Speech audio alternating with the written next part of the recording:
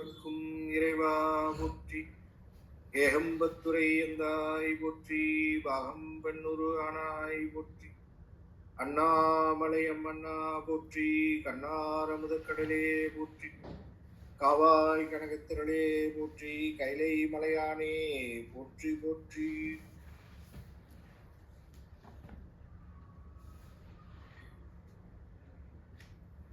எல்லாம் அல்ல முருகப்பெருமானுடைய திருவடியை தொழுது கூடியிருக்கின்ற குழுமி இருக்கின்ற அடியார் தோட்டமா உங்களுடைய பொன்னாத்தினுடைய அடியனுடைய சிரம் தாழ்ந்த வணக்கங்களையும் நன்றியையும் மனமொழிமைகளால் அமைத்து கொண்டு இரண்டாவது பகுதியாக நாம் மெய்கண்டார் அருள் செய்த சிவஞான போதத்திலே 7ஆம் நூற்பாவினை சிந்திப்பதற்கு திருவருள் கூட்டியிருக்கிறது. அந்த வகையிலே 7ஆம் நூற்பா ஆன்மாவினுடைய சொரூப இயல்பு என்று சொல்லக்கூடிய இயல்பினை கூறுவது இந்த 7ஆம் நூற்பா.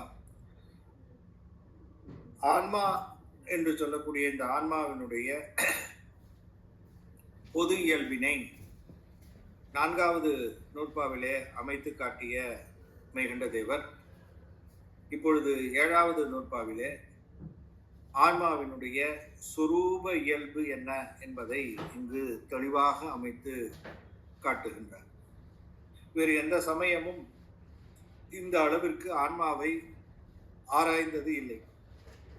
கிட்டத்தட்ட 20 சமயங்கள் ஆன்மா என்பது என்ன என்பதை ஆராய்ந்தது.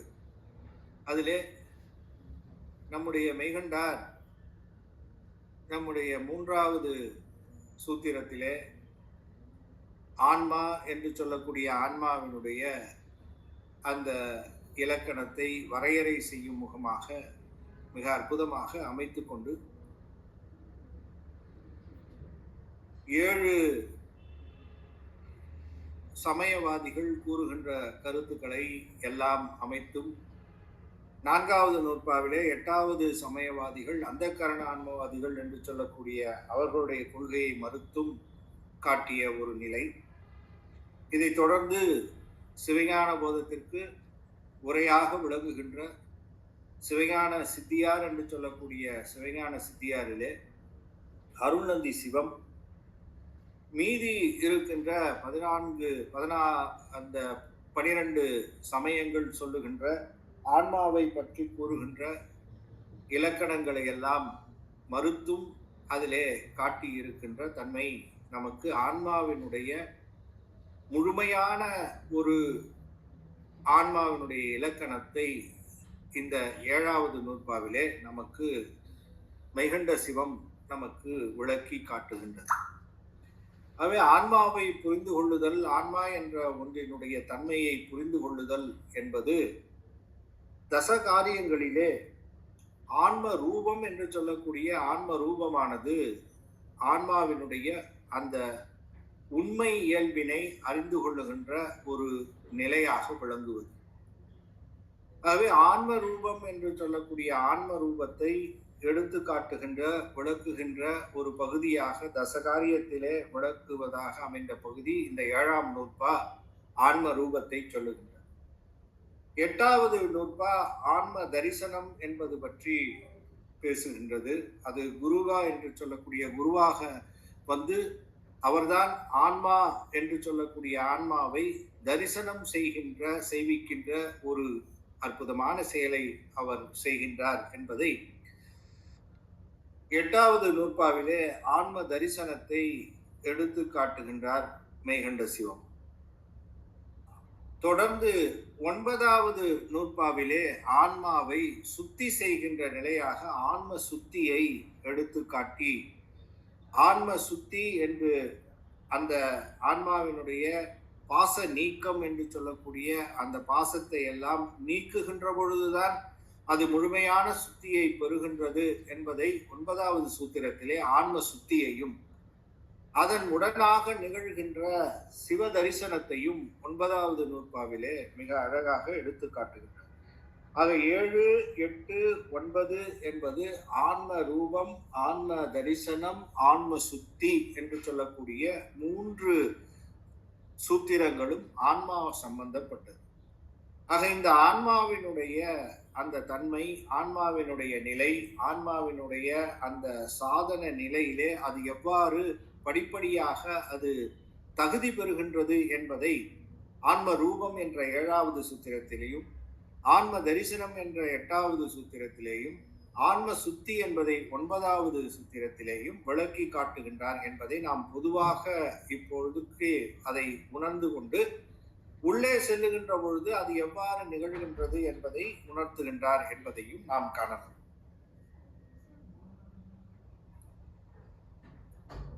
கைலாய மலையிலே நம்முடைய சிவபெருமான் அம்மையோடு வீற்றிருக்கின்ற அந்த திருவோலக்கம் என்று சொல்லக்கூடிய திருவோலக்க காட்சி, அந்த திருவோலக்கத்து காட்சியிலே அம்மையும் அப்பனுமாக விளங்குகின்ற அந்த கைலாய மலையிலே கோடான கோடி தேவர்கள் எல்லாம் வந்து பெருமானை வணங்கி செல்லுகின்ற முறைமையும், முனி கணங்கள் என்று சொல்லக்கூடிய அந்த கணங்கள் எல்லாம் வந்து வணங்குகின்ற அந்த முறைமையையும் எடுத்து காட்டுகின்ற பொழுது வருகின்றவர்களுக்கு எல்லாம் திருநீறு என்று சொல்லக்கூடிய அந்த திருநீற்றினை கொடுக்கின்ற அந்த முறைமையிலே நம்முடைய ஆளாள சுந்தரர் என்று சொல்லக்கூடிய சுந்தரமூர்த்தி சுவாமிகள் பெருமானுக்கு அருகிலே நின்று கொண்டு வருகிறவருக்கெல்லாம் திருநீர் கொடுத்து திருநீற்று மடலை கையிலே ஏந்தி கொண்டு நிற்கின்ற அந்த நிலையிலே அவர் காட்சி அளிக்கின்றார்.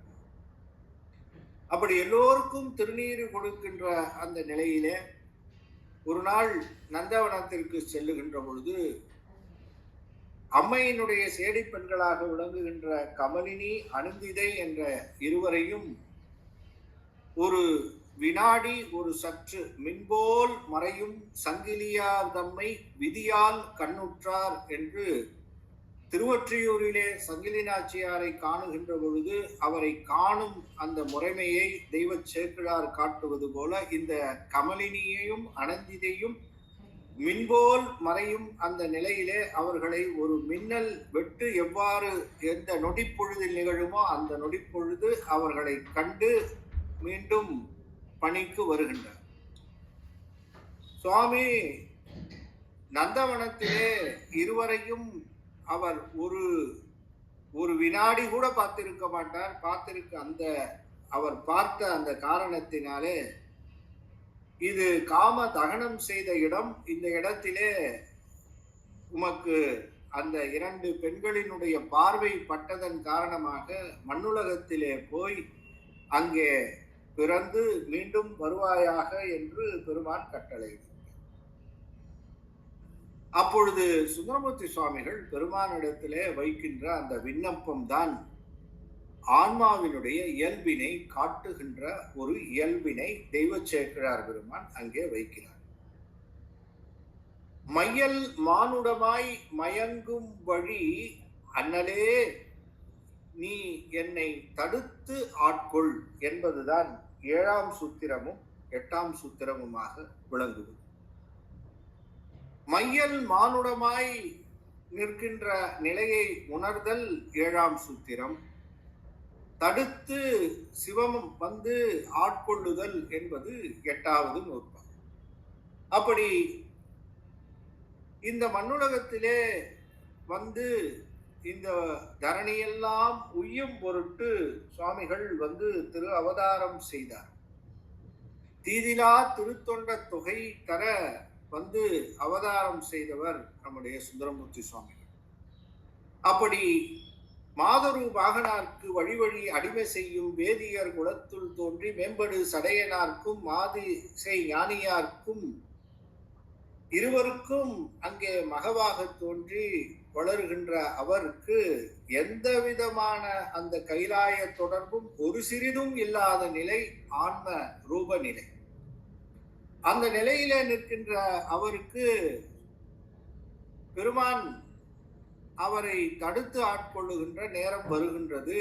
சிறிது சிறிதாக வளர்ந்து திருமண பருவம் அடைந்து நரசிங்க முனையரையனுடைய வளர்ப்பிலே மிக அற்புதமாக ராஜ பரம்பரையிலே அற்புத கோலம் என்று சொல்லக்கூடிய கோலத்திலே திகழ்கின்றார் சுந்தரமூர்த்தி சுவாமி. அப்படி திகழ்கின்ற அவரை திருமணத்திலே சடங்கவி சிவாச்சாரியாருடைய மகளை திருமணம் செய்வதாக அமைத்து திருமண ஏற்பாடுகள் மிகவும் அற்புதமாக நடந்து வருகின்ற வேளையிலே கைலாயத்திலே இருந்து பெருமான் இறங்கி கீழே வருகின்றார். தம்முதல் உருவமாய் தோன்றுகின்றார். அப்படி தோன்றி கீழே வருகின்ற பொழுது அந்த ஆன்மாவிற்கு தான் யார் என்பதாக அவருக்கு எடுத்து சொல்லுகின்ற பொழுதும் அந்த ஆன்மா அவரை புரிந்து கொள்ளவில்லை. ஒரு வேதியன் இன்னொரு அந்தணருக்கு, ஒரு அந்தணர் இன்னொரு அந்தணருக்கு அடிமையாதல் என்பது இந்த மண்ணுலகத்தில் இல்லை என்பதாக அந்த ஆன்மாவானது எதிர்வாதம் புரிகின்றது. வன்மைகள் பேசி வன்தொண்டன் என்பதோர் நாமம் பெறுகின்றது. அப்படி வன்மைகளை பேசி இதோடு மட்டுமல்லாமல் இதுபோல நீ சொல்லுகின்ற செய்திகளை எல்லாம் கேட்கின்ற பொழுது உன்னை பார்த்தால் பித்தன் என்பது போல தோன்றுகின்றது என்று பித்தனோ என்று அறைகின்றார். இப்படி கேள்வி மேல் கேள்வி கேட்டு நிற்கின்ற நிலையிலே அந்த ஆன்மா தன்னுடைய நிலையை உணராமல், தன்னுடைய சொரூப நிலையை உணராமல் நிற்கின்ற நிலையிலே சுவாமி அவரை எல்லோருக்கும் பல்லோரும் காண என் பசுபாசம் அறுத்தானை என்று மணிவாசக பெருமான் கூட்டியது போல பல்லோரும் காண அந்த திருவெண்ணை நல்லூரிலே அவரை அழைத்து சென்று எல்லோரும் காண நிறுத்துகின்றார். அவருடைய ஆன்மாவினுடைய பசு பாச முதலியவற்றை பல்லோரும் காண அறுக்கின்றார். அப்படி நிற்கின்ற நிலையிலே அந்த சுவாமிகள் அவரிடத்திலே வாதம் புரிகின்ற பொழுது இவர் எனக்கு அடிமை என்பதை சாசனமாக அமைத்து காட்டி அந்த ஆன்மாவை தன்னோடு அழைத்து செல்லுகின்ற பொழுது திரு அருள் துறை என்று சொல்லக்கூடிய திரு அருள் துறையிலே உள்ளே புகுகின்றார். திரு அருள் துறையே புக்கார் கண்டிலரு திகைத்து நின்றார் என்று அருள் செய்கின்றார் தெய்வச்செல்வி. அப்பொழுது வான் வழியாக பெருமான் அங்குதான் காட்சி கொடுக்கின்றார். காட்சி கொடுக்கின்ற பொழுதுதான் தெரிந்தது முந்தைய தொடர்பு யாது என்பதும், மையல் மானுடமாய் மயங்குகின்ற வழி உடையது இந்த ஆன்மா என்பதை தான் தமக்கு முன்பே சிவத்திற்கு உணர்த்தியதையும், இந்த அசத்து பொருள்களாக இருக்கின்ற இந்த உலகத்து பொருள்களை எல்லாம் சார்ந்த பொழுது அதன் சார்பாகவே இருந்து அதுவாகவே நான் விளங்குவேன், அசத்தாகவே நான் ஆகிவிடுவேன்.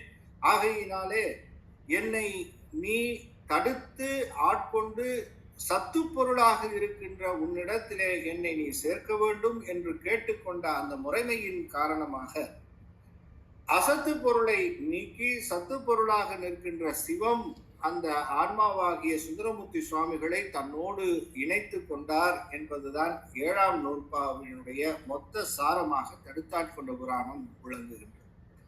அப்படி தடுத்தாட்கொண்ட புராணத்திலே சொல்லுகின்ற பொழுது ஒரு ஆன்மாவானது எதை சாருகின்றதோ அந்த சாரும் தன்மையை கொண்டு அதனாகவே விளங்கி விடுவதே தவிர தன்னுடைய சொரூப இயல்பை அது உணர்வது இல்லை. அப்படி அது தன்னுடைய சொரூப நிலை எது என்பதை அந்த ஆன்மா உணர்தல் வேண்டும். அது அந்த ஆன்மாவினுடைய குறை. அது மட்டுமல்ல, அது ஆன்மாவினுடைய இயல்பு. ஆகவே எதை சாருகின்றதோ சாருகின்ற பொருளாகவே மாறிவிடுதல் என்பது ஆன்மாவினுடைய தனிப்பெரும் ஒரு இயல்பு.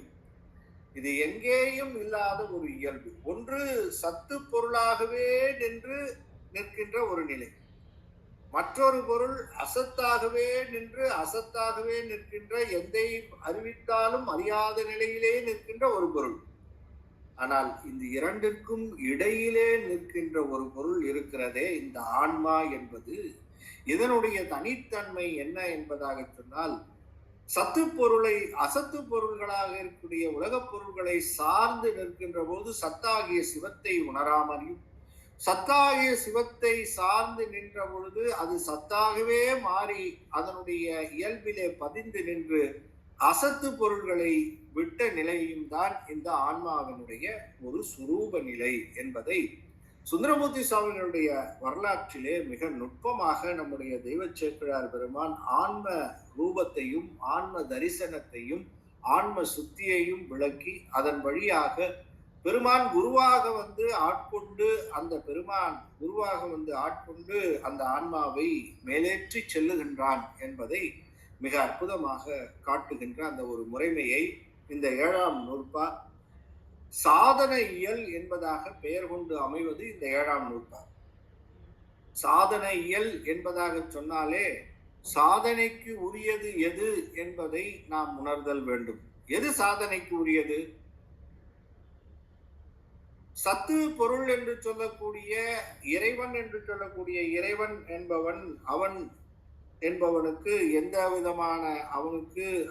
விதமான பயனும் இல்லை. அவன் அறிவே வடிவமாகவும் அன்பே வடிவமாகவும் ஆனந்தமே வடிவமாகவும் விளங்குகின்ற அந்த மாதவனாக விளங்குகின்றான். இன்னொரு பொருள் அசத்து பொருள். இந்த அசத்து பொருள் என்பது அறிவற்றது. எவ்வளவுதான் விளக்கினாலும் காட்டினாலும் அது அறிந்து கொள்ளாத ஒரு அசத்து பொருள், சடப்பொருள். ஆகவே அந்த சடப்பொருளுக்கும் எதனாலும் பயனில்லை, அந்த சடப்பொருளுக்கும் இறைவனால் பயனில்லை. ஆக இந்த சத்து பொருளாகிய இறைவனுடைய பயனையும் பெறுதல் வேண்டும், அசத்து பொருளாகிய அசத்து பொருள்களுடைய பயனையும் பெற வேண்டும். அப்படி இரண்டையும் பெற்று பயன் பெறுகின்ற மூன்றாவது ஒரு பொருள், அதுதான் பசு என்று சொல்லக்கூடிய ஆன்மா. இது இரண்டினுடைய பயனையும் இரண்டையும் அனுபவிப்பதற்குரிய ஒரு தன்மையையும் தகுதியையும் உடையது என்பது இந்த ஆன்மாவினுடைய ஒரு தனிப்பெரும் சிறப்பு. இந்த இயல்பு வேறு எந்த சமயத்திலேயும் வேறு எங்கும் காட்டாத ஒரு இயல்பு இந்த ஆன்மாவினுடைய இயல்பு. அதை காட்டுகின்றார் இந்த 7ஆம் சூத்திரத்திலே. மெய்கண்ட தேவநாயனாருக்கு நாம் எத்துணை முறை கோடி முறை நாம் அவரை வணங்கினாலும் அப்படி ஆன்மாவினுடைய சுரூப இயல்பை காட்டும் முகம் இருக்கிறதே, அதனுடைய தன்மை இருக்கிறதே, இது வேறு எந்த சமயமும் இப்படி விளக்கி காட்டுதல் இல்லை. எண்ணி எண்ணி பார்த்து நாம் வியக்கக்கூடிய அளவிலே இப்படி இந்த பொருளுக்கு இந்த தன்மையுடைய பொருள் வேறு எங்கும் இல்லை. ஆன்மாவுடைய தன்மை, அதனுடைய சிறப்பு இருக்கிறதே, அதனுடைய தன்மை அது அனுபவத்திற்கு உரியது. அந்த ஆன்மா அது எதை அனுபவிப்பது என்பதுதான் அதிலே நிற்கின்ற கேள்வியை தவிர, அனுபவம் கொடுத்தால் அனுபவிப்பதற்கு உரியது ஆன்மா.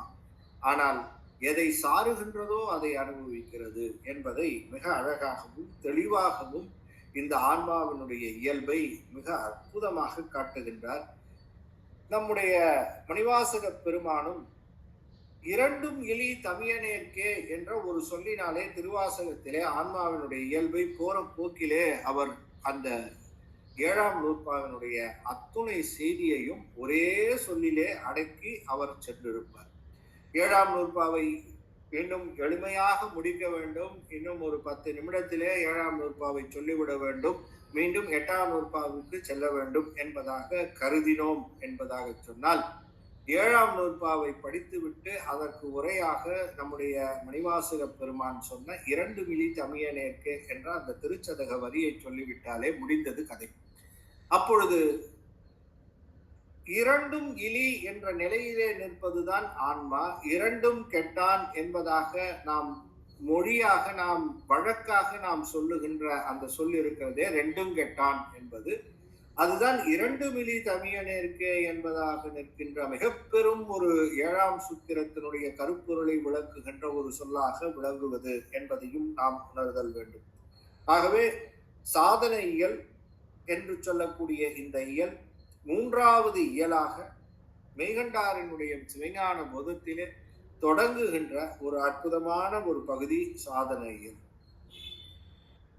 பதி, பசு, பாசம் ஆகியவற்றின் இலக்கணத்தை உயிர் இதுவரை அறிந்து வந்தது.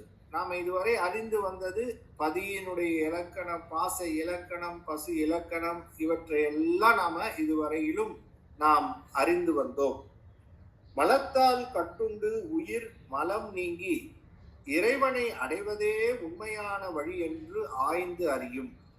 இப்ப மலத்தால் கட்டுண்டோம் என்பதை உணரணும். அதன் பிறகு மலம் நீங்க வேண்டும் என்பதை நாம் எண்ண வேண்டும். அதன் பிறகு அந்த மலத்தை நீக்கிக் கொள்வதற்கு என்ன வழி, அப்பதான் வழி தேடுவோம். முதல்ல நோய் இருக்குன்றதே ஒத்துக்கணும். நோய் இருக்கிறது என்பதையே ஒத்துக்கொள்ளலைன்னா அப்புறம் நோய் நீக்கம் எங்க நிகழும், நோய் நீக்கத்திற்குரிய ஆயத்தங்கள் எங்கே நிகழும்? அப்ப இந்த 6 சூத்திரங்களிலே தெளிவாக நமக்கு ஒன்று தெரிந்தது என்ன என்பதாக சொன்னால், எனக்கு ஆணவம், கண்மம், மாயை என்ற நோய் உண்டு. அப்ப மலத்தால் கட்டுண்டு நிற்கின்ற நான் இந்த மலத்திலிருந்து நீங்க வேண்டும் என்பதை உணர்ந்தும் அந்த நீங்கிய நிலையிலே நான் என்ன செய்ய வேண்டும் என்பதை நான் அதற்கான ஆயத்தத்தை செய்ய தொடங்குகின்றேன் என்பதை தொடக்குவதுதான் சாதனை. அத்தகைய நிலையில் உயிர் என்ன செய்ய வேண்டும் என்பதையும் அவ்வாறு செய்யும் போது கிடைக்கும் குரு அருளையும் அந்நிலையில் பெற்ற அனுபவ நிலையையும் சாதனமாக கூறும் 3 நூற்பாக்கள் சாதனைகள் ஆகும். ஆகவே 3 நிலைகள். ஒன்று, என்ன வழி என்பதாக ஆராய்ந்தால் அதிலே என்ன கிடைக்கும் என்பதும், அதன் மூலமாக பெறுகின்ற குரு அருள் என்று சொல்லக்கூடிய குரு அருளையும், 3வது அந்நிலையில் பெற்ற அனுபவ நிலையையும் இந்த 3 நூற்பாக்கள் 7, 8, 9 சொல்ல போகின்றது. 7ஆம் நூற்பா, யாவையும் சூனியம் சத்து எதிர் ஆகலின் சத்தே அறியாது, அசத்து இலது அறியாது, இருதிறன் அறிவுளது இரண்டலா ஆன்மா. இதுல முக்கியமான ஒரு சொல் எது என்பதாக சொன்னால், ரொம்ப அற்புதமாக அமைத்திருக்கின்ற ஒரு சொல் இருதிறன் அறிவுளது என்பது. இந்த ஆன்மாவிற்காக அவர் போட்ட அந்த சொல் இருக்கிறது. 5 கண்டத்திலேயும் இப்படி ஒரு சொல் அமைத்து காட்ட முடியும்.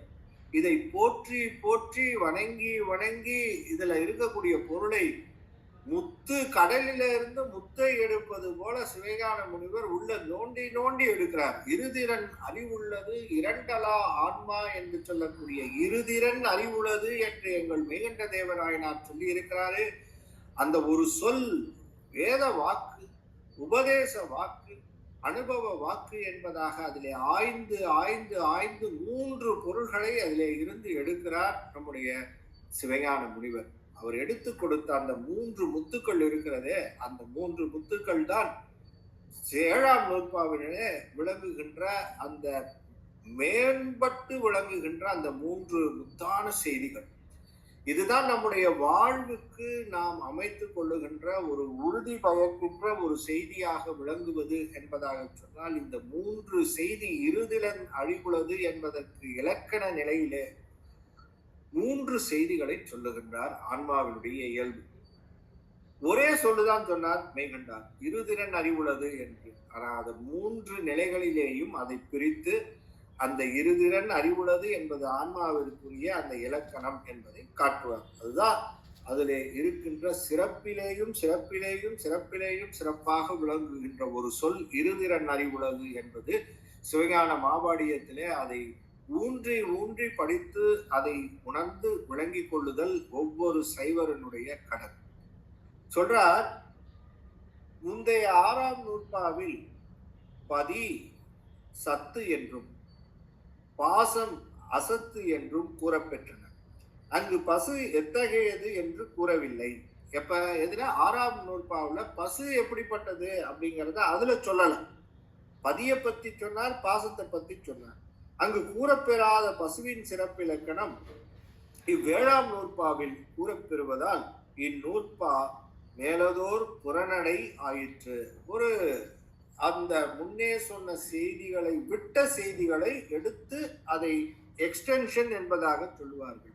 பதியையும் பாசத்தையும் சொல்லிய பிறகு விட்டது பசு, அதை அந்த விட்ட பசுவை தொடர்ந்து சொல்லுகின்ற பகுதி 7ஆம் நூற்பா. ஆகவே அது புறநடை.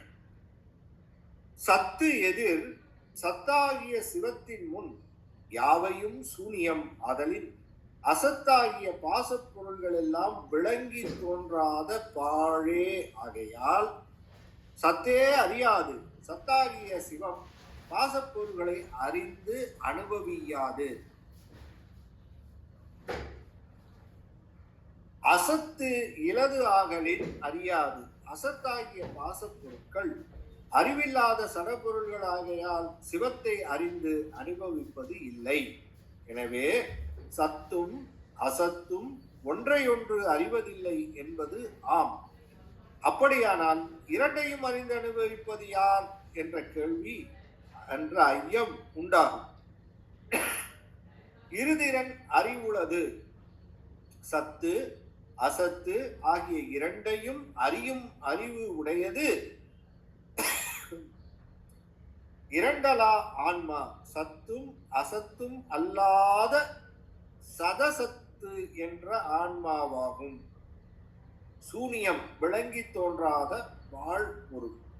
ரொம்ப அற்புதமா சொல்றார். சத்து என்று சொல்லக்கூடிய அந்த இறைவனாக இருக்கக்கூடிய இறைவன் இந்த பாசம் என்று சொல்லக்கூடிய அந்த பொருள்களிலே அழுந்தி அறிவது இல்லை. ஏன்னா அவனுக்கு முன்னே அவைகள் நிற்பது இல்லை. எப்படி சூரியன் ஒளி தோன்றிய பொழுது அதற்கு முன்னே இருள் நிற்பது இல்லையோ, எப்படி சூரிய ஒளிக்கு முன்னே இருளானது தோன்றி விளங்காதது போல சிவம் என்று சொல்லக்கூடிய சிவத்தின் முன்னே பாசம் விளங்கி தோன்றாத காரணத்தினாலே இந்த பதி என்று சொல்லக்கூடிய பதியினால் பாசம் என்று சொல்லக்கூடிய பாசத்தை அறிந்து அனுபவிக்க வேண்டிய அவசியம் இல்லை.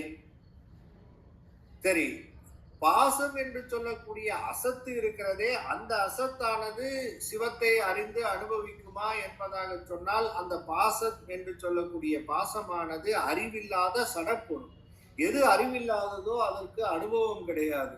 ஆகவே அனுபவம் கிடையாத சடப்பொருளாக விளங்குகின்ற அசத்தாக விளங்குகின்ற பாசம் என்பது சிவத்தை அடைந்து அல்லது பதியை அடைந்து பதியினால் பயன்பெறுமா என்பதாக சொன்னால் அதுவும் பயன்பெறாது. ஆகவே பதி என்று சொல்லக்கூடிய பதியும் பாசத்தினால் அது பயன்பெறுவதில்லை, பாசமும் பதியினால் பயன்பெறுவதில்லை. ஆனால் இந்த இரண்டும் இருக்கிறது. எதனால் இருக்கிறது அப்படின்னா இந்த இரண்டையுமே அனுபவிப்பதற்குரிய தகுதியுடைய ஒரு பொருள் உண்டு.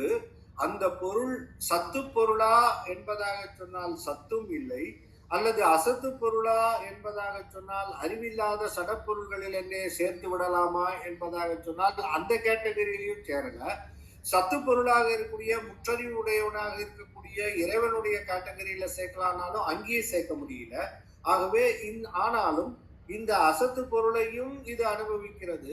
சத்து பொருளாகிய இறைவனிடத்திலே வருகின்ற பேரின்பத்தையும் அனுபவிப்பதற்கு தகுதி உடையதாக நிற்கின்றது. இந்த இரண்டையும் சத்தையும் அனுபவிப்பதாகவும் அசத்தையும் அனுபவிப்பதாகவும் இருக்கின்ற ஒரு பொருள் இருக்கிறதே, அந்த பொருளுக்கு ஆன்மா என்று பொருள். அந்த ஆன்மா சத்தும் அல்ல அசத்தும் அல்ல, அது சதசத்து என்பதாக குறிக்கப்படுகின்றது என்பதை ஆன்மாவினுடைய அற்புத இலக்கணமாக சொல்லி, சிவசத்தாகிய இறைவனின் முன்னிலையில் அசத்தாகிய நிலையில்லாத பொருள்கள் அனைத்தும் பாழ் ஆதலால் சத்தாகிய சிவம் அசத்தாகிய பாசத்தை அறிதலை செய்யாது, பாசம் அறிவில்லாதது ஆதலால் நிலையான சிவத்தை அறிதலை செய்யாது. இவ்வாறு சிவமும் அசத்தும் ஒன்றை ஒன்று அறியாது என்பதனால் இவ்விரண்டையும் அறிவுடைய பொருள் ஒன்று வேண்டும் என்பது உண்மையாகிறது. பதி பாசம் என்ற இரண்டும் போக எஞ்சியது பசுவாகிய உயிரே ஆகும். எஞ்சிய முறையில் பாரிசேட அளவையில் உயிரே அவ்விரண்டையும் அறியும் என்பது ஆயிற்று. நிலையுடைய பொருளாகிய சத்தையும் நிலையில்லாத பொருளாகிய அசத்தையும் அறியும் உரிமை உயிருக்கு இருத்தலாம். உயிரை சதசத்து என்று கூறுவது சித்தாந்த மரபாகும். அப்ப உயிருக்கு என்ன பேர் சொல்லணும்? சதசத்து என்பதாக சொல்லுதல் வேண்டும். அதுதான் அதனுடைய இலக்கணம். 7ஆம் நூற்பா 3 கூறுபாடுகளை உடையது. முதற்கூறு மேற்கோள். இன்று சத்தினிடத்து அசத்து பிரகாசியாது. மேற்கோளின் பொருள், சத்தாகிய சிவத்தின் முன் அசத்தாகிய பாசம் விளங்கி தோன்றாது. நூற்பாவில் சூனியம் என்பதனையே இங்கு பிரகாசியாது என்றார். மரம், விலங்கு, குடம், ஆடை முதலியன இது இன்னது என்று சுட்டி அறியப்பெறும் முறையில் வேறாக உள்ளன. யாருக்கு? நமக்கு. அசத்தாகிய பாசம் சத்தாகிய சிவத்தால் சுட்டி அறியுமாறு வேறாக நில்லாது. சிவம் எல்லா பொருள்களிலேயும் அது அதுவாக கலந்து விளங்குகின்ற காரணத்தினாலே இது மரம், இது செடி, இது குடம் என்று அதை சுட்டி அறிந்துதான் உணர்ந்து கொள்ள வேண்டிய அவசியம் இன்மை காரணமாக ஆதலால் விளங்கி தோன்றாது, பிரகாசியாது எனப்பட்டது. ஏது மெய்யினிடத்து பொய் அப்பிரகாசமாய் நிற்றலார். ஏதுவின் பொருள் மெய்யறிவாகிய இயற்கை அறிவின் முன் பொய்யறிவாகிய செயற்கை அறிவு விளங்கி தோன்றாது.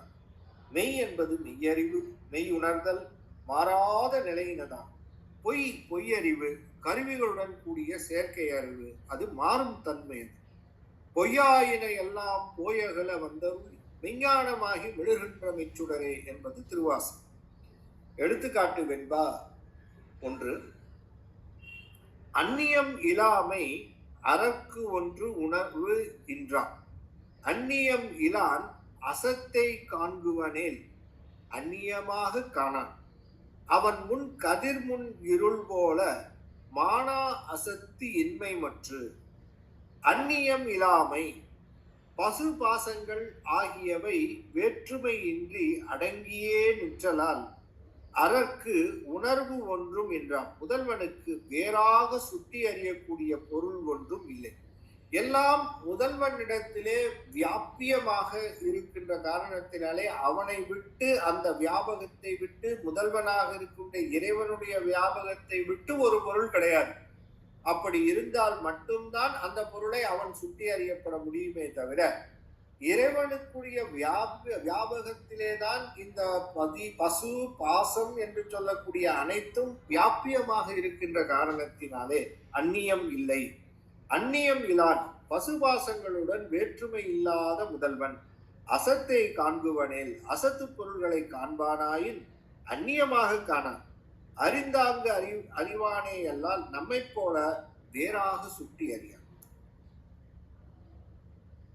கதிர் முன் இருள் போல, சூரியன் முன் இருள் விளங்கி நில்லாமல் அடங்கி இருத்தல் போல மானா அசத்து நன்மை இல்லா உலகப் பொருள்கள் அவன் முன் இன்மை அம்முதல்வன் முன்னிலையில் விளங்கி நில்லாமல் அடங்கி நிற்கும்.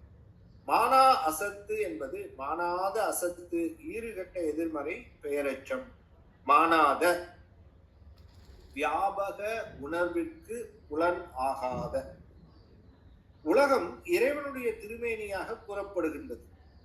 அவ்வாறு இருக்கும்போது உலகமாகிய அசத்து இறைவன் முன் விளங்கி தோன்றாது. முனைந்து நில்லாத நிலையுடையது என்று கூறுவது பொருந்தாது. இறைவன் உயிர்களுக்காக உலகத்தை அறிபவன் என்று சிவாத்துவித சைவர் கூறுவர். இவர்கள் கருத்தை மறுப்பதே இப்பகுதி ஆகும். இறைவர் முன் உலகம் முனைந்து நில்லாது என்பதற்கு பொருள் இது குடம், இது ஆடை, இது சில பொருள்கள் நம்மால் சுட்டி அறியப்படுவதை போல இவ்வுலகம் இறைவனால் சுட்டி அறியப்படாது. ஏனென்றால் உலகம் அவனின் வேறாகாது நிற்கும் என்பது கருத்து. இறைவன் நிலையில்லாத பொருளாகிய உலகத்தை அறிய வேண்டிய நிலை உண்டானால் உடனாய் நின்று அனைத்து பொருள்களையும் ஒருங்கே அறிவான்.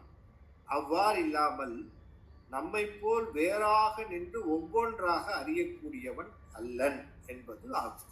ஆகவே இறைவன் எல்லா பொருள்களிலேயும் அவன் அணுவிற்கு அணுவாக விளங்குகின்ற அந்த தன்மை உடையவன் ஆகையினாலே உலகத்து பொருள்கள் அத்துணையிலேயும் அது அதுவாக அது நிலைத்து நிற்கும்படியாக அவன் அதிலே கலந்து விளங்குகின்றான் என்பதினாலே இறைவன் அந்த பொருளை தான் சுட்டி அறிந்து கொள்ள வேண்டிய அவசியம் கிடையாது என்பதை மிக தெளிவாக இதிலே விளக்கி காட்டுகின்றார்.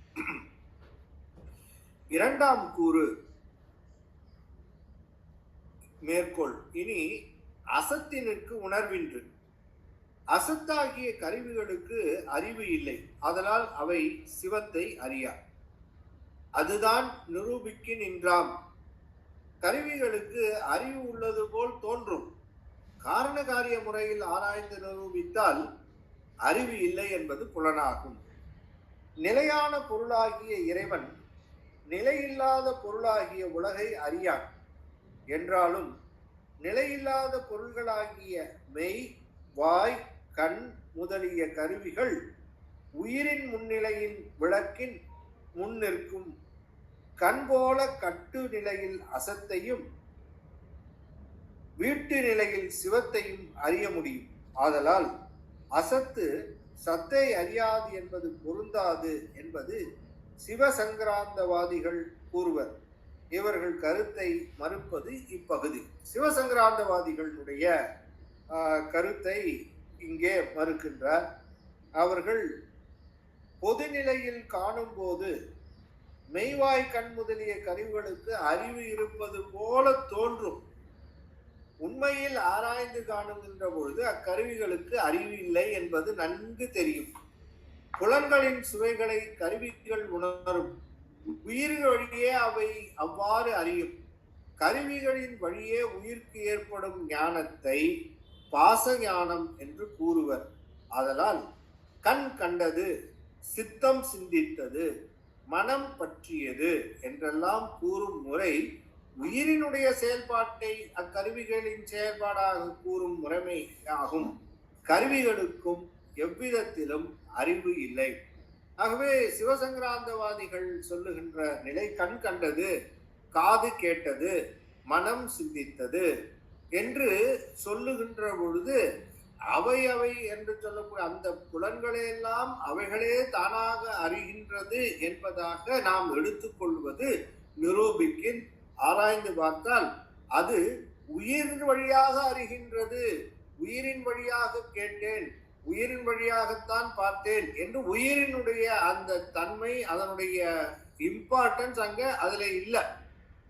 அதனாலேயே மனம், புத்தி, சித்தமாங்காரம் என்ற அந்த கரணங்கள் எல்லாம் அதுவே அறிவுடையது போலவும் அதுவே செயல்படுவது போலவும் தோன்றி ஒரு மயக்க நிலை உண்டாகும். அந்த மயக்க நிலையை பெற்றவர்கள் தான் சிவசங்கராந்தவாதி. ஆகவே அவர்களை சொல்லுகின்றார், நீங்கள் எதிரே ஒரு செயலை செல்லுகின்ற பொழுது கண்டது, கண் கண்டது, சித்தம் சிந்தித்தது, மனம் பற்றியது எல்லாம் இது சொல்லுகின்ற செயல்பாட்டு முறையிலே அந்தந்த கருவிகளினுடைய செயல்பாடாக சொன்னாலும் இவையெல்லாம் உயிர்களினுடைய செயல்பாட்டையே அது அறிவிக்கின்றது என்பதை உணர்தல் வேண்டும் என்பதை தெளிவாக இரண்டாம் கூறிலே வைத்து கூறுகின்றார். அதற்குரிய வெண்பாவை சொல்லுகின்றார். பேய்த்தேர் நீர் என்று வரும் பேதைக்கு மற்ற அணைந்த பேய்த்தேர் அசத்து ஆகும். வெற்றிமையின் வாய்த்ததனை கண்டு உணர்வார் இல்வழியில் காணும் அசத்தின்மை கண்டுணர்வார் இல்லதென காண். பாலைவனத்திலே காணப்படுகின்ற அந்த பாலை நிலத்திலே காணுகின்ற பேய்த்தேர் என்று சொல்லக்கூடிய காணல் நீர், பேய்த்தேர் பாலை நிலத்தில் காணப்படுகின்ற காணல் நீரை நீர் என்று அருந்தும் நீர் என்று கருதி வரும் பேதைக்கு அருந்த வருகின்ற அறிவற்றவனுக்கு அணைந்த அப்பேய்த்தேர் அவனால் அணையப்பெற்ற அக்காணல் நீர் அசத்து ஆகும். வெற்றிமையின் அசத்தாகும் வெற்றிமையின் நீராகாமல் பொய்யாகும் தன்மையை போல நீர் என்பதாக நினைத்து கொண்டு காணல் நீரை நிலத்திலே போய் அணுகுகின்ற ஒரு பேதை கடைசியில அவன் பெறுவது என்ன என்பதாக சொன்னால் அது நீரே இல்லை, அது பொய் தன்மை போல வாய்த்தது. நல்லாசிரியர் அருளை கிடைக்கப்பெற்று அதனை கண்டு உணர்வார் இல்வழியில் ஆராய்ந்து அறிவார் இல்லாத இடத்தில் அசத்து இன்மை காணும். அறிவுள்ளதாக மதிக்கும் சத்தாம் தன்மையே காணப்பெறும். கண்டு உணர்வார்க்கு நல்லாசிரியர் அருளுரை கிடைக்கப்பெற்று அறிந்து உள்ளவாறு அறிபவர்க்கு இல்லது எனக்கா அந்த அசத்து அறிவு இல்லாததே ஆகும் என்று அறிவாயாக. அசத்து இன்மை, அசத்து இல்லா தன்மை, சத்தாம் தன்மை அண்மையில் சென்றால் நீரில்லாமை தோன்றும். அதுபோல நல்லாசிரியர் அருளுரை கிடைக்கப் பெறாதவர்க்கு உலகம் சத்து பொருளாக தோன்றும். அருளுரை கிடைக்கப்பெற்ற உலகம் அசத்து என்பது நன்கு தோன்றும். பேய்த்தேர் காணல் நீர் அசத்தாகும் வெற்றிமையின் பொய்யாகும் தன்மை போல வாய்த்து ஞானாசிரியர் அருளுரை வாய்க்கும். வாய்த்தது நமக்கு ஈதோர் பிறவி, வாய்க்க பெற்றேன் என்பதாக எல்லாம் அருளாளர்கள் குறிப்பிடுவது எல்லாம் ஞானாசிரியராக குருவாக சிவமே இருந்து அது உபதேசம் செய்த அந்த வாக்கு. உபதேசம் குரு உபதேசம் நிகழ்கின்ற வரையிலும் ஞானாசிரியர் அருள் புரிகின்ற வரையிலும் இந்த உலகம் என்பது சத்து பொருளாகவே தெரியும். அது காணல் நீராக இருந்தாலும் ஆன்மாவிற்கு அது உண்மை நீராகவே தோன்றி அதன் பின்னேயே ஓடும். பேற்றை தவம் சற்றும் இல்லாத என்னை பிரபஞ்சமெனும் சேற்றை கழிய வழிவிட்டவா, செஞ்சடா அடவி மேல் ஆற்றை பணியை இதழியை துன்பையை அம்புலியின் கூற்றை புனைந்த பெருமான் குமாரன் கிருபாகரனே என்று சொல்லுகின்ற அருணகிரிநாத பெருமான் கந்தர் அலங்காரத்திலே பேற்றை தவம் சற்றும் இல்லாத என்னை இப்பிரபஞ்சம் எனும் சேரு அப்படின்னார். பிரபஞ்சம் எனும் சேற்றை கழிய வழிவிட்டவா, அந்த பிரபஞ்சமாகிய சேரு கழிய வேண்டும் என்பதாக சொன்னால் ஞானாசிரியர் உபதேசம் வேண்டும். அப்படி ஞானாசிரியர் உபதேசம் நிகழ்கின்ற வரையிலும் இந்த உலகம் அது நிலையானதாகத்தான் தோன்றும். இது நமக்கு எப்பொழுதும் இருப்பதாகத்தான் தெரியும். இது அழிய போவதே இல்லை என்பதாக தெரியும். இதிலே நான் எப்பொழுதும் அனுபவித்துக் கொண்டிருப்பேன் என்பதாகத்தான் தெரியும். தவறே இல்லை. காரணம் அருளாசிரியர் உபதேசம் அவசியம். ஞானாசிரியர்கள் உபதேசம் செய்கின்ற பொழுது அப்பொழுது இந்த ஆன்மாவிற்கு அந்த உணர்வு தோன்றும். அந்த உணர்வு தோன்றிய பொழுது எது சத்து எது அசத்து அந்த பாகுபாடு தெரிந்து கொள்ளுகின்ற வரையிலும் ஆன்மா இந்த ஆன்ம ரூபம் பெறுவது இல்லை. ஆகவே எது சத்துன்னு தெரியணும், எது அசத்துன்னு தெரியணும். இது தெரிந்த பிறகு அசத்துன்னு ஒண்ணு தெரிந்த பிறகு அதுல போய் நிச்சயமாக இது விழாது. அப்பொழுதுதான் இது சத்தை நாடி சத்தாகவே இருந்து சத்தினுடைய பேரின்பத்தை அனுபவிக்கும் என்பதை இந்த வெண்பாவிலே அமைத்து காட்டுகின்றார். ஒரு நிமிஷம்.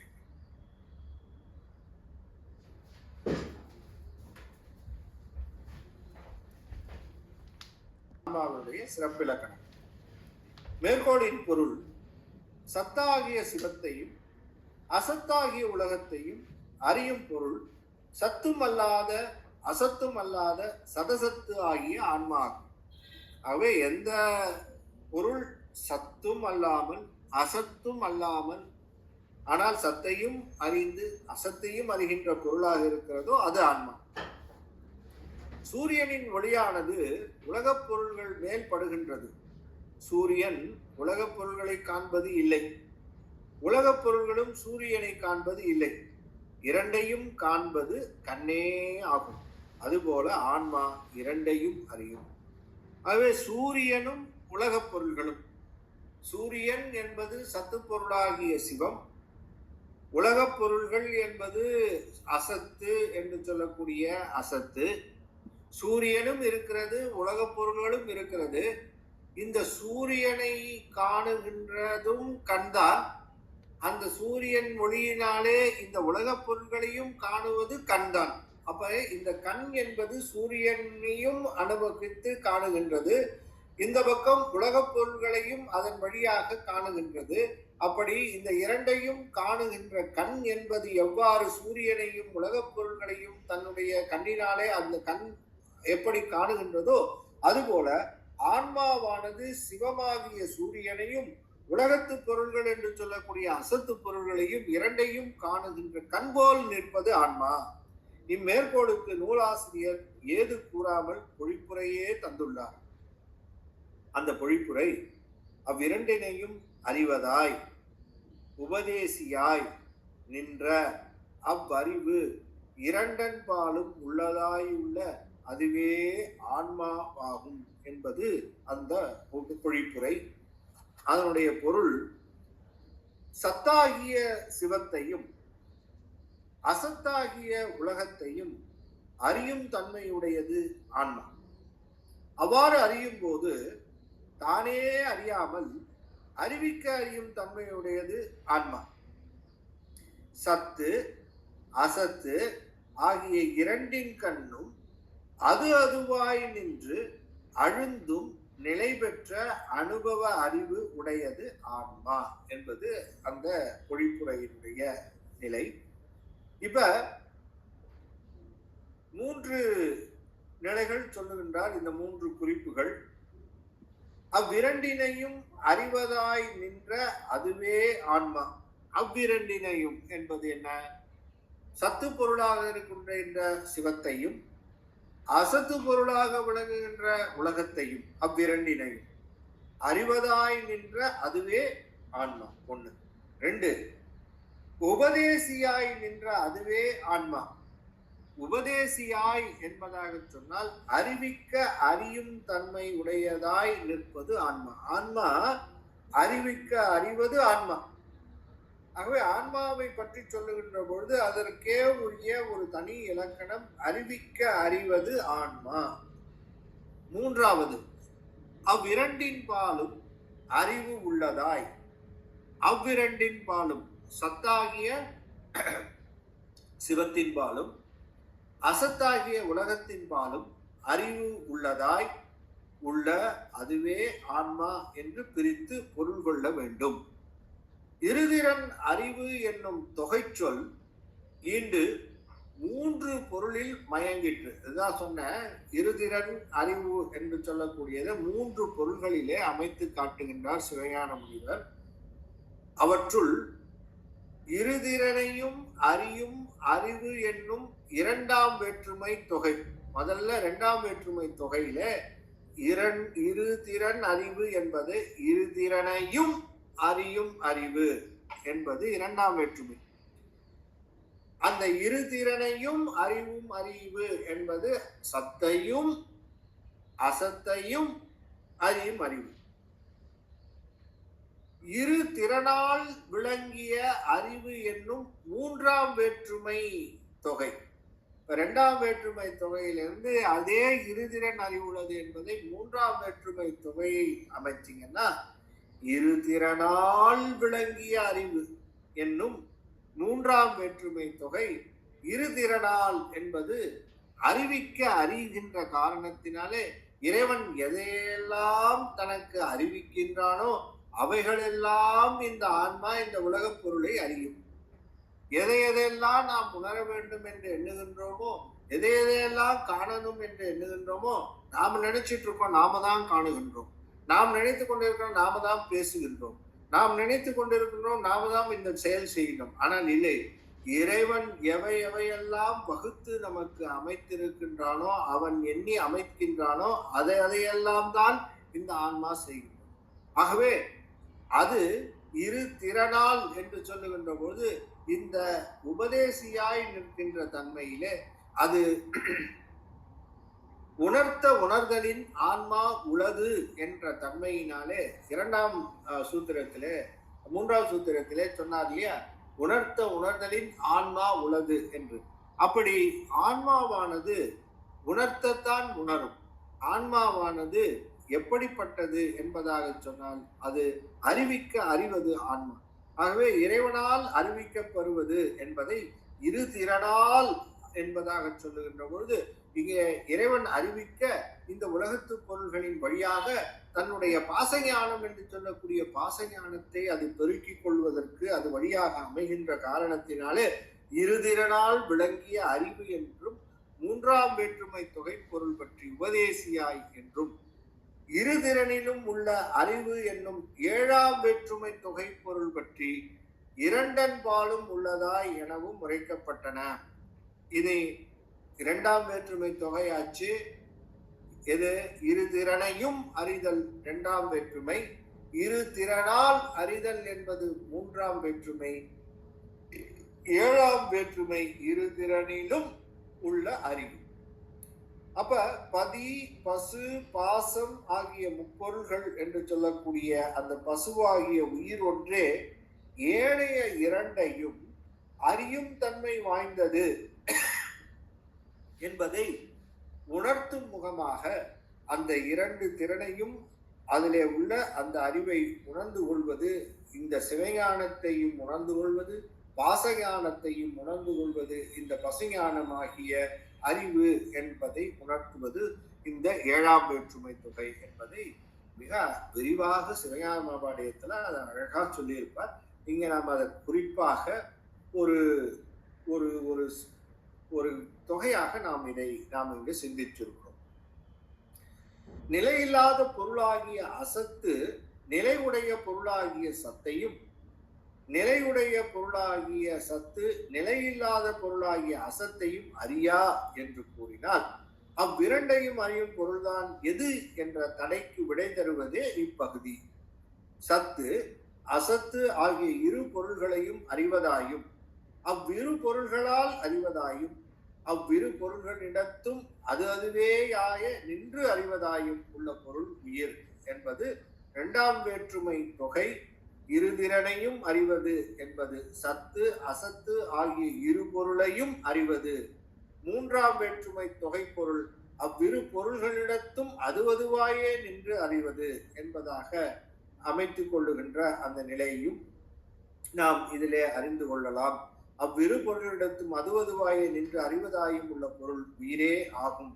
பதி பசு பாசம் சத்து அசத்து ஆகிய இரு பொருளையும் அறிவது என்பது இரண்டாம் வேற்றுமை தொகை.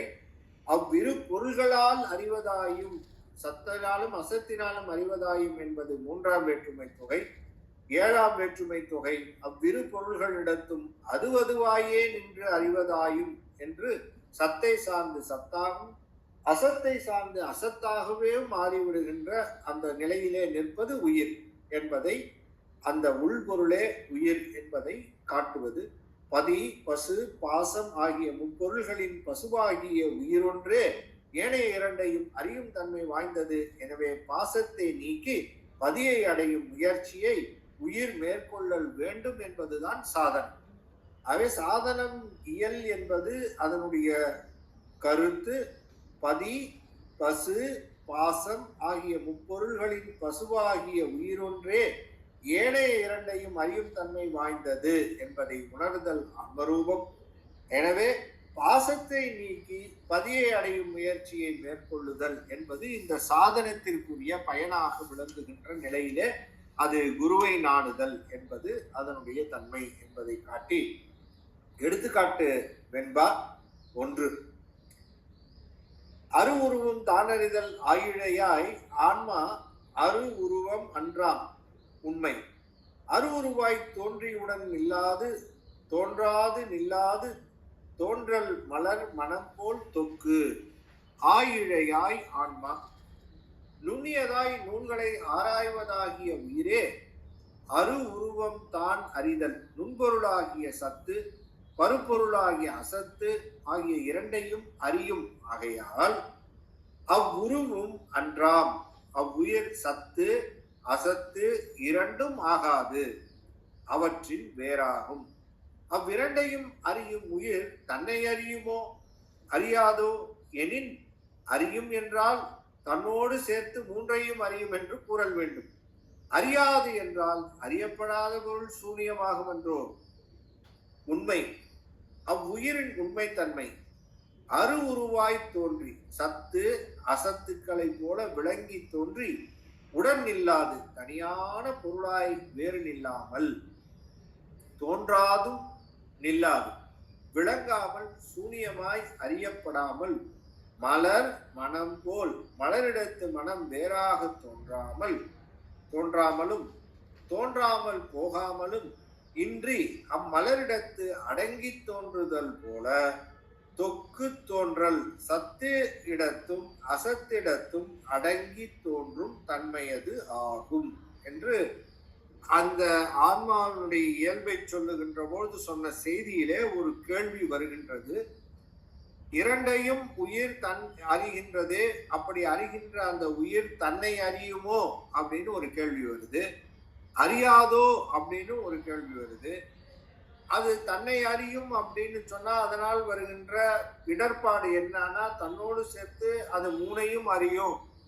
அதாவது சிவத்தையும் அறியும், அசத்தையும் அறியும், தன்னையும் அறியும் அப்படின்னு சொல்ல வேண்டியிருக்கும். அறியாது அப்படின்னு சொன்னா, தன்னையே அறியாதுன்னு சொன்னா, தன்னையே அறியாது நிற்கின்ற ஆன்மா சூனியமா அப்படின்னு கேள்வி வரும். அதற்கு பதில் சொல்லுகின்றார். அரு சுட்டு உணர்விற்கு புலனாகாத சத்து, உரு சுட்டு உணர்விற்கு புலனாகும் அசத்து, ஆயிழையாய் என்பதனை மகடு முன்னிலையாக கூறுவது உண்டு. ஆயிழையாய் ஆயிழையாய் ஆயிழையீர் அப்படின்னு திருவம்பாவையிலே சொல்லுகின்றாரே, அப்படி பொருள் இந்த சிவஞான முனிவர் அதை அப்படி எடுக்கக்கூடாது. ஆயிழையார் என்று சொல்லுகின்ற அந்த பெண்களை ஒழிப்பது போல ஆன்மாவை ஒரு பெண்ணாக அழைத்து ஆயிழையாய் என்பதாக அழைத்தாரான்னு சொன்னா இல்ல. அந்த ஆயிழைக்கு ஒரு அற்புதமான ஒரு விளக்கம் கொடுக்கின்றார் சிவஞான முனிவர். ஆயிழையாய் ஆன்மா என்பதற்கு ஆய் நுணுகிய நூல்களை ஆராய்வது ஆகிய உயிர் என்பதுதான் அதற்கு பொருளே தவிர, ஆயிழையாய் என்று சொல்லுகின்ற அந்த நிலை அந்த பெண்களை குறிக்கின்ற நிலை ஆகாது. ஆய்தல் என்பது நுணுகுதல், இழை என்பது நூல், ஞான சாத்திரம்.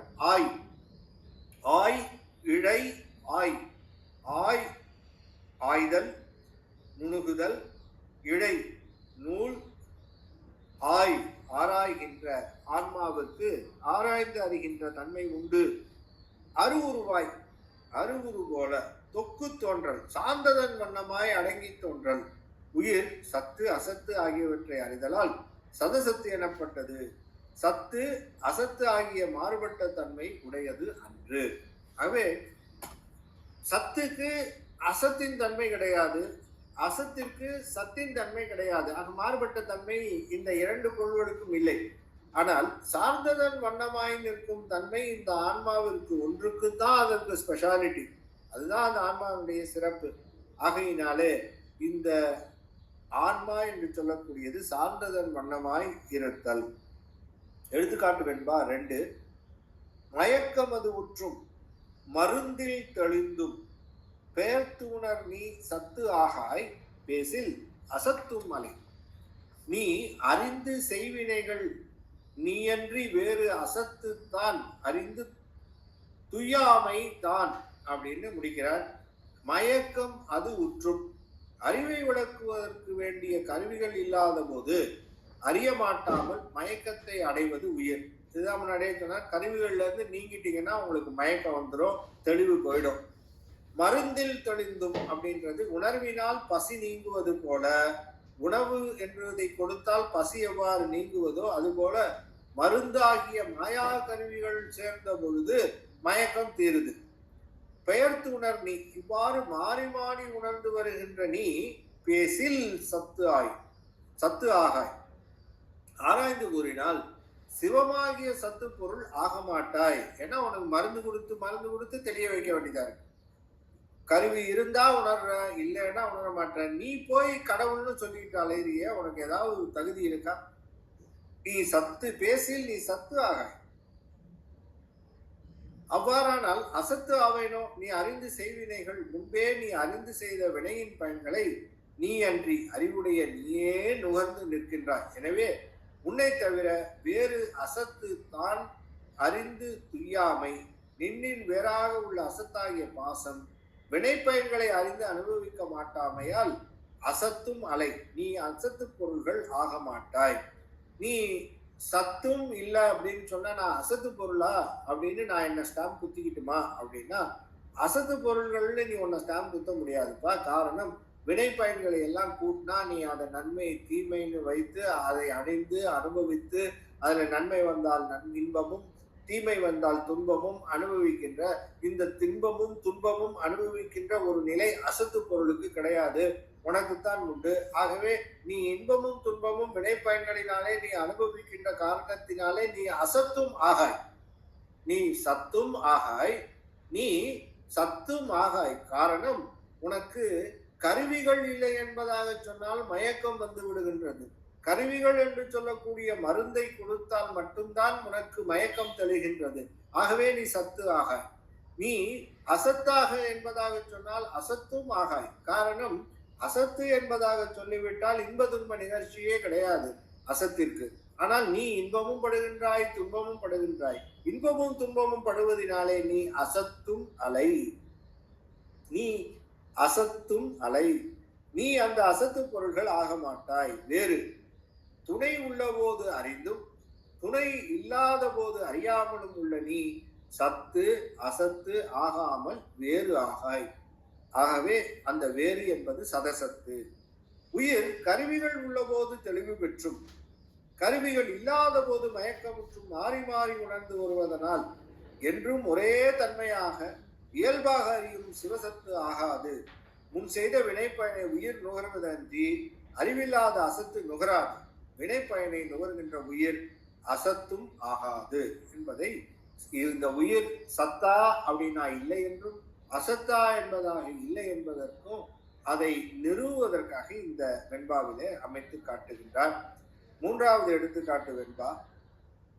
மெஞ்ஞானம் தன்னில் விளையாது அசத்து ஆதல், அஞ்ஞானம் உள்ளம் அணைதல் கான், மெஞ்ஞானம் தானே உள அன்றே, தன்கடல் நீர் உப்பு போல் தானே உளம் உளவாத்தான் என்று அந்த அஞ்ஞானம் ஆகிய மயக்கமாகிய அறியாமை அசத்து ஆதல், அசத்து ஆகையால் மெஞ்ஞானம் தன்னில் விளையாது. ஒரே தன்மையான மெய்யறிவு எனப்படும் சிவத்தின் முன் சூரியன் முன் இருள் போல் உளதாவது இல்லை. மெஞ்ஞானம் தானே உளான்று மெய்ப்பொருளாகிய சிவம் என்று உள்ளதோ அன்றே தான் ஏய் உளம் உளவா, தான் பொருந்துவதற்கு உரிமை உடைய உயிர்கள் உள்ளனவாம். உள்ளம் அணைதல் அவ்வுயிர்கள் மட்டும் பாசம் பற்றி நிற்றல், தன்கடல் நீர் உப்பு போல் கான், கடலாகிய வெளியை பற்றாமல் அக்கடல் வெளியில் நிறைந்து நிற்கும் நீரினை பற்றும் உப்பின் தன்மை போல என்று அறிவாயாக. ஆணவமாகிய அந்த அறியாமை இறைவனை பற்றாமல் உயிரை ஏன் பற்ற வேண்டும் என்பதற்கு விளக்கம் தருகின்றார். காரணம், கடலாகிய வெளியை என்று சொல்லக்கூடிய தன்கடல் நீர் உப்பு. தன்கடல் என்பது வெளி கடல் ஆகாயம். அந்த கடல் ஆகாயம், கடல் நீர், கடல்ல நீர்ல கலந்திருக்கக்கூடிய உப்பு. இப்ப உப்பு நீரிலே குடித்து கொண்டு நீரில தான் கலக்க முடியுமே தவிர, கடல் ஆகாயமானது நுணுக்கமானது. அந்த நுணுக்கமாக பரவெளியாக இருக்கக்கூடிய அந்த கடல் ஆகாயத்தை அந்த உப்பானது சென்று பற்ற முடியாது. அதுபோல சிவமாகிய அந்த பரவெளியாக விளங்குகின்ற வியாபக பொருளாக இருக்கின்ற கடல் வெளியாக இருக்கின்ற அந்த சிவத்தை இந்த உப்பு பற்றாமல் நீர் என்று சொல்லக்கூடிய ஆன்மா, அதனுள் வியாபியமாக விளங்குகின்ற ஆன்மாவை இந்த உப்பு எப்படி நீரை பற்றுகின்றதோ அதுபோல ஆணவம் இந்த நீரை ஆகிய ஆன்மாவை பற்றியது. பதியாகிய சிவம் நுண்பொருளாகும். பேரறிவாய் இருக்கும் மெஞ்ஞானமாகி மிளர்கின்ற மெய்ச்சுடரே. வாளறிவன் என்பது எல்லாம் இறைவனுடைய அந்த பெயர். பசுவாகிய ஆன்மா பருப்பொருள், சிற்றறிவாய் இருக்கும். பாசமாகிய ஆணவம் பருப்பொருள், ஆனால் அறிவற்றது. பதியானது பசுபாசங்களை தனக்குள் அடக்கி வியாபகமாக இருக்கும். ஆகவே பதி என்று சொல்லக்கூடிய பதியினுடைய அந்த வியாபகத்துலதான் பசு பாசம் என்ற அனைத்தும் அந்த வியாபக பொருளின் உள்ளே இருப்பது. ஆகவே பதியின் வியாபகம் கடல் வெளி போன்றது. கடல் வெளியில் அடங்கிய நீரை போன்றது பதியின் வியாபகத்தில் அடங்கிய பசு. நீரை பற்றிய உப்பை போன்று பசுவை பற்றியது ஆணவமாகும். சோ கடல் போன்றது பதி, நீர் போன்றது பசு, உப்பு போன்றது பாசம். ஆகவே ஏன் இறைவனை பற்ற முடியவில்லைன்னு சொன்னா, அந்த வியாபகம், அந்த நுணுக்கம் பருப்பொருள் நுணுக்கமான பொருளை பற்ற முடியாது. அப்படி அந்த நுணுக்கமான பொருளை ஆக விளங்குவது, வியாபகமாக விளங்குவது, கடல் வெளியை போல விளங்குவது சிவம் என்பதனாலே இந்த ஆணவம் ஆன்மாவை பற்றியது. அழுக்கு என்று சொல்லக்கூடிய உப்பு இந்த நீரிலே ஏறியது. ஆக நீரிலே ஏறிய இந்த உப்பை நீக்க வேண்டும். பதி என்று உண்டோ அன்றே பசுவும் உண்டு. பசுவை பற்றிய பாசமும் அன்றே உள்ளது. முப்பொருளும் அனாதி. ஆகவே சத்து என்று சொல்லக்கூடிய அந்த பதியாகிய சிவமும், அசத்து என்று சொல்லக்கூடிய பாசம் என்று சொல்லக்கூடிய பாசமாகிய ஆணவமும், இந்த சத்து என்று சொல்லக்கூடிய இரண்டு தன்மை இல்லாத பசுவாகிய உயிரும் என்றும் உள்ளவை. அப்படி என்றும் உள்ள பொருள்கள் இவை அனாதி என்று பொருள். சத்துள்ள போதே வேறாம் அசதசத்தும் அசத்தும் எல்லாம் வைத்திடும் அனாதியாக வாரி நீர் லவணம் போலும். வாரி என்பது கடல் பரப்பு, லவணம் என்பது உப்பு. இதை சிவஞான சித்தியாரிலேயும் இதே உதாரணத்தை வைத்து நம்முடைய மெய்கண்ட தேவநாயனார் மிக அற்புதமாக விளக்கி காட்டினார் என்பதாக அமைத்து இந்த 7ஆம் நூற்பா மிக அற்புதமாக ஆன்மாவினுடைய இலக்கணம் என்று சொல்லக்கூடிய அந்த இலக்கணத்தை மிக தெளிவாக ஆன்மா சத்து பொருளும் அன்று, ஆன்மா அசத்து பொருளும் அன்று, ஆன்மா என்பது எப்படிப்பட்டது என்பதாக சொன்னால் இருதிறன் அறிவுள்ளது ஆன்மா என்பதை விளங்கி கொண்டு அமைக்க வேண்டும். இரு திறனையும் அறியும் அறிவு உள்ளது ஆன்மா என்ற 2ஆம் வேற்றுமை தொகை, இருதிறனையும் என்பது சத்தையும் அறிவது அசத்தையும் அறிவது என்ற இருதிறனையும் அறிவது என்ற 2ஆம் வேற்றுமை தொகையும், 3ஆம் வேற்றுமை தொகை இருதிறனால் அறியப்படுவது இந்த ஆன்மா என்பது சத்தாலும் விளங்கிக் கொள்வது அசத்தாலும் விளங்கிக் கொள்வது இந்த ஆன்மா. ஆகவே சத்தாலும் பயன்பெறுவது அசத்தாலும் பயன்பெறுவது இந்த ஆன்மா, இருதிறனால் அறியப்படுவது இந்த ஆன்மா. 3வது 7ஆம் வேற்றுமை தொகையாக இரு திறனையும் உள்ளது ஆன்மா என்பதாக அமைத்து கொண்டு இந்த 7ஆம் வேற்றுமை தொகை இருதிறனிலேனும் இந்த ஆன்மாவானது இது அதுவாய், அதாவது சார்ந்ததன் வண்ணமாய் விளங்குவது. சத்தை சார்ந்த பொழுது சத்தாகவும், சுத்தை அசத்தை சார்ந்த பொழுது அசத்தாகவும் விளங்குவது இந்த ஆன்மா, இருதிறன் அறிவுள்ளது என்பதை மிக அற்புதமாக இந்த 7ஆம் நூற்பாவிலே நம்முடைய மெய்கண்ட சிவம் மிக அழகாகவும் தெளிவாகவும் ஆன்மா இப்படிப்பட்ட ஆன்மாதான் சாதனத்திற்கு உரிய ஆன்மா. இந்த ஆன்மா தன்னுடைய இயல்பை இது உணர்ந்து நிற்கிறது. ஆகவே இது ஆன்ம ரூபம் அடைந்து விட்டது. இனி ஆன்ம தரிசனம் நிகழ இருக்கிறது. அதன் பிறகு ஆன்ம சுத்தி நிகழ இருக்கிறது. இது ஆன்ம லாபம் என்பதாக நம்முடைய சிவபிரகாசத்திலே நாம் ஏற்கனவே சிந்தித்திருக்கிறோம். இதுதான் ஆன்ம லாபம். இந்த ஆன்ம லாபத்தை இந்த உயிர் இந்த பிறவியிலே பெற்றதனுடைய பயன் ஆன்ம லாபத்தை பெறுதல் வேண்டும் என்பது.